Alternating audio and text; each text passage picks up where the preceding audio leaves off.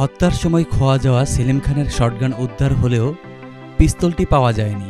চাঁদপুর সদর উপজেলার Lakshmipur model union পরিষদের আলোচিত চেয়ারম্যান সেলিম খানের খোয়া যাওয়া শটগান উদ্ধার হলেও পিস্তলের সন্ধানটি এখনও মেলেনি। শেখ হাসিনা সরকার পতনের পর গত ৫ আগস্ট সন্ধ্যায় এলাকা ছেড়ে পালিয়ে যাওয়ার সময় বিক্ষুব্ধ জনতা সেলিম খান ও তার ছেলে চিত্রনায়ক শান্ত খানকে পিটিয়ে হত্যা করেন। এ সময় সেলিম খানের লাইসেন্স করা একটি পিস্তল ও একটি শটগান খোয়া যায়। ওই অস্ত্রের সন্ধানে সেনাবাহিনী ও পুলিশ তৎপর হলে ঘটনার ১০ থেকে ১২ দিন পর চাঁদপুর সদরের বাগাদি এলাকায় এহসান মেম্বার নামের এক ব্যক্তি শটগানটি পুলিশের কাছে হস্তান্তর করেন। তবে এখনও পিস্তলটির খোঁজ পাওয়া যায়নি।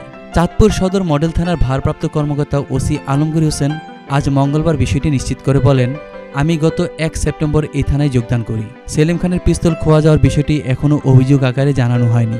তবে ২০০৯ থেকে ২০২৪ সালের ৫ আগস্ট পর্যন্ত যত ধরনের আগ্নেয়াস্ত্র লাইসেন্স দেওয়া হয় সরকার তা স্থগিত করেছে। এই ঘোষণার পর চাঁদপুরে অর্ধশতের বেশি আগ্নেয়াস্ত্র জমা হয় বলে চাঁদপুর পুলিশ সুপার মোহাম্মদ সাইফুল ইসলাম নিশ্চিত করেন।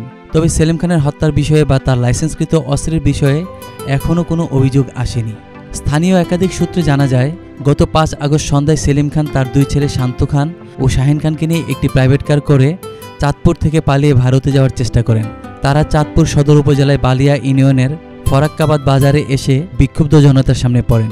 এই সময় সেলিম খান আত্মরক্ষার জন্য নিজের পিস্তল থেকে ফাঁকা গুলি করে উদ্ধার হয়ে আসতে পারলেও পার্শ্ববর্তী বাগড়া বাজারে এসে আবারও জনতার মুখোমুখি হন। সেখানে বিক্ষুব্ধ জনতার পিটুনিতে সেলিম খান ও তার ছেলে শান্ত খান ঘটনাস্থলে নিহত হন। তবে ছোট ছেলে শাহিন খান কোনোরকম প্রাণে বেঁচে আসেন। পরে স্থানীয় লোকজন সেলিম খান ও তার বড় ছেলে শান্ত খানের লাশ উদ্ধার করে চাঁদপুর সদর হাসপাতালে নিয়ে আসেন। কিন্তু তখন পুলিশের কার্যক্রম না থাকায় ময়নাতদন্ত ছাড়াই তাদের লাশ গ্রামে অল্প কয়েকজন মিলে দাফন করেন। তাদের একজন ঘনিষ্ঠ জানান, সেলিম খানকে হত্যার সময় তার লাইসেন্স করা দুটি অস্ত্র ছাড়াও হত্যাকারীরা তাদের সঙ্গে থাকা নগদ প্রায় ১ কোটি টাকা এবং বেশ কিছু স্বর্ণালংকার লুটে নেয়। এই সময় তাদের বহনকারী প্রাইভেট কারটিও আগুনে জ্বালিয়ে দেয়।